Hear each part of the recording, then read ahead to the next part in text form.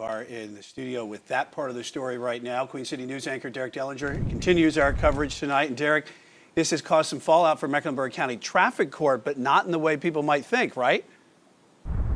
Yeah, you might think these revelations might lead to a mass of dismissals, but that is not happening. In fact, accused speeders are being given a choice. They can continue their case, they can contest their case, or they can reduce the charge in their case.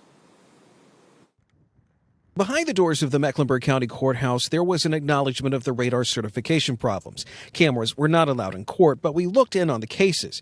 Anyone who had a speeding ticket was made aware of the issue with the radar guns. Officials we spoke with off camera say cases are going to be addressed as they come, and for traffic ticket attorneys, they say the cases are already coming in. This is a extreme mess on a already mess that's over there. Mark Jatan is with Jatan Meredith, which deals with traffic cases like the ones that are now in the spotlight because of the radar certification issue the Queen City News exposed. The last day or so has been a whirlwind. I've already had numerous calls from clients that passed and clients who have tickets coming up.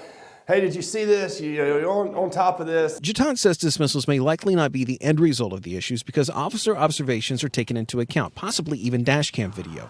Speed devices only corroborate. But he noted that speed stops that fall under this that may result in them finding drugs or other illegal activity happening may also be affected too. Gave me the option to, talk over it with an attorney first before handling it, or just going ahead and handling it now. This man did not want to be identified, but was in court for a speeding ticket.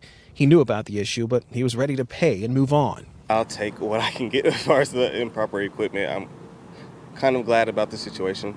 It kind of helped me out on today. Jatan says this will hit more than just the people that are on the docket now. This is just something that affects everyone because maybe there's somebody out there, but there's not many that walk around that have never probably got a speeding ticket or a traffic ticket in their life.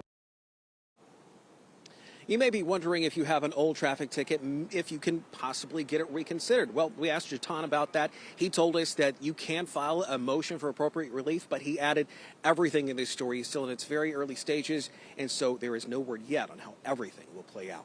We're live in Uptown. Derek Dellinger, Queen City News. Yeah, a lot still to develop out of this story for sure, Derek. And all this, the Queen City News initial investigation sparked all of this.